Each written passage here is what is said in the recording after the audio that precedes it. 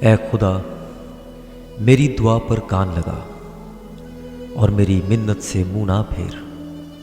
میری طرف متوجہ ہو اور مجھے جواب دے۔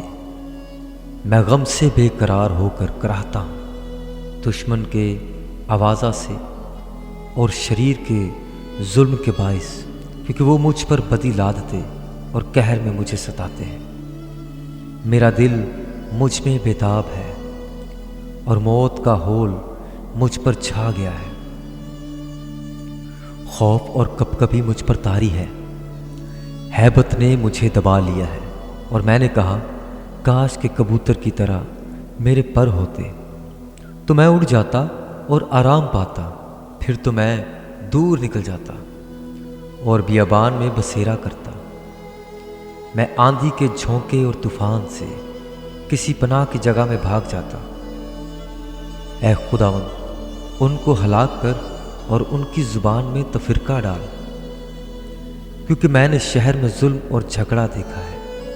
دن رات وہ اس کی فصیل پر گشت لگاتے ہیں، بدی اور فساد ان کے اندر ہیں، شرارت اس کے بیچ میں بسی ہوئی ہے، ستم اور فریب اس کے کوچوں سے دور نہیں ہوتے۔ جس نے مجھے ملامت کی وہ دشمن نہ تھا، ورنہ میں اس کو برداشت کر لیتا، اور جس نے میرے خلاف تکبر کیا وہ مجھ سے عداوت رکھنے والا نہ تھا، نہیں تو میں اس سے چھپ جاتا، بلکہ وہ تو ہی تھا جو میرا ہمسر، میرا رفیق اور دلی دوست تھا۔ ہماری باہمی گفتگو شیریں تھی اور ہجوم کے ساتھ خدا کے گھر میں پھرتے تھے۔ ان کو موت اچانک آ دبائے، وہ جیتے جی پاتال میں اتر جائیں، کیونکہ شرارت ان کے مسکنوں میں اور ان کے اندر ہے۔ پر میں تو خداوند کو پکاروں گا اور خداوند مجھے بچا لے گا۔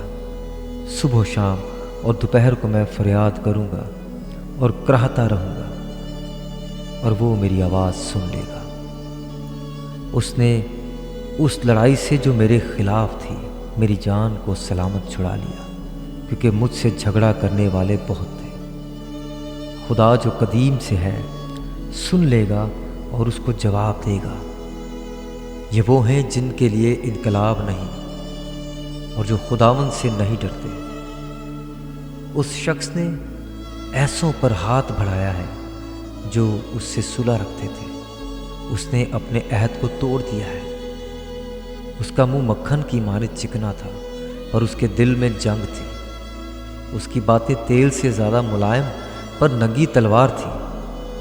اپنا بوجھ خداوند پر ڈال دے، وہ تجھے سنبھالے گا، اور صادق کو کبھی جنبش نہ کھانے دے گا۔ لیکن اے خدا، تو ان کو ہلاکت کے گڑھے میں اتار دے۔ خونی اور دغاباز اپنی آدھی عمر تک بھی جیتے نہ رہیں گے، پر میں تجھ پر توکل کروں گا۔